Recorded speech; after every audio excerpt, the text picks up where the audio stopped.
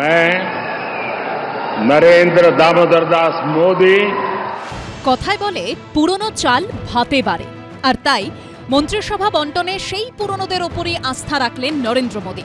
Heavyweight 4 মন্ত্রক গতবার যাঁদের হাতে ছিল, এবারও তাঁদেরকেই বিগ ফোরে ভরসা করলেন প্রধানমন্ত্রী।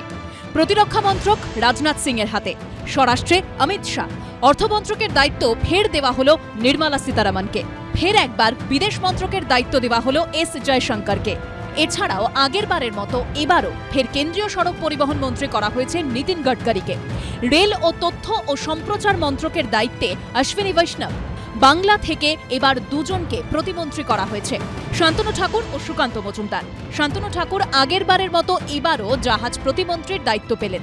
সুকান্ত মজুমদারকে জোড়া দায়িত্ব দেওয়া হলো, তাকে শিক্ষা এবং উত্তর পূর্বাঞ্চল উন্নয়ন মন্ত্রকের প্রতিমন্ত্রী করা হয়েছে। আগে শিক্ষা প্রতিমন্ত্রীর দায়িত্বে ছিলেন সুভাষ সরকার, এবার তিনি বাঁকুড়া থেকে পরাজিত হয়েছেন। এবারের মোদী মন্ত্রিসভায় ঠাঁই হয়েছে 6 জন প্রাক্তন মুখ্যমন্ত্রী। কেন্দ্রীয় বিদ্যুৎ ও নগরোন্নয়ন মন্ত্রী করা হয়েছে হরিয়ানার প্রাক্তন মুখ্যমন্ত্রী মনোহর লাল খট্টরকে। কৃষি ও পঞ্চায়েত মন্ত্রী করা হয়েছে মধ্যপ্রদেশের প্রাক্তন মুখ্যমন্ত্রী শিবরাজ সিং চৌহানকে। বিহারের প্রাক্তন মুখ্যমন্ত্রী ও বিজেপির শরিক হামের জিতন রাম মাঝিকে দেওয়া হয়েছে কেন্দ্রীয় ক্ষুদ্র ও মাঝারি শিল্প মন্ত্রকের দায়িত্ব। কর্ণাটকের প্রাক্তন মুখ্যমন্ত্রী ও বিজেপির শরিক দল জেডিএস থেকে এইচ.ডি. কুমারস্বামীকে ভারী শিল্পমন্ত্রী করা হলো। জেপি নাড্ডা প্রথম দফায় স্বাস্থ্যমন্ত্রী ছিলেন, এবার তাঁকে পুরনো মন্ত্রকেই ফেরানো হলো। ফের একবার শিক্ষামন্ত্রী করা হলো ধর্মেন্দ্র প্রধানকে। পীযূষ গোয়েলকে দেওয়া হয়েছে শিল্প মন্ত্রকের দায়িত্ব। গিরিরাজ সিংকে করা হয়েছে বস্ত্রমন্ত্রী। প্রয়াত রামবিলাস পাসওয়ানের ছেলে বিজেপির শরিক দল এলজেপির চিরাগ পাসওয়ানকে খাদ্য প্রক্রিয়াকরণ মন্ত্রী করা হয়েছে। বিজেপির শরিক চন্দ্রবাবু নাইডুর দলের রামমোহন নাইডুকে অসামরিক বিমান পরিবহন মন্ত্রী করা হলো। জলশক্তি মন্ত্রকের দায়িত্ব থেকে সরিয়ে বিজেপি সাংসদ গজেন্দ্র সিং শেখাওয়াতকে সংস্কৃতি মন্ত্রী করা হয়েছে।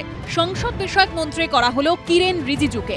জ্যোতিরাদিত্য সিন্ধিয়াকে টেলিকম এবং উত্তর পূর্বাঞ্চল উন্নয়ন মন্ত্রী করা হয়েছে। তবে শপথ ও মন্ত্রিত্ব বন্টনের মধ্যেই নরেন্দ্র মোদীর শরিকি অস্বস্তি বাড়ছে।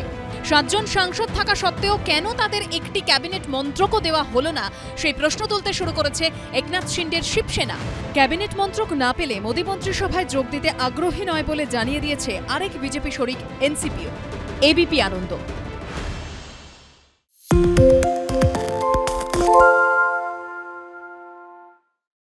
সত্য অন্তহীন, সত্যের খোঁজও তাই, সত্য সন্ধানে তাই আমরা অক্লান্ত, অকুতভয়। এবিপি আনন্দ নতুন ভাবনার প্রতীক, যা মনে মুক্ত, তথ্যে যুক্ত এবং যাবতীয় সীমানার বাঁধন থেকে মুক্ত।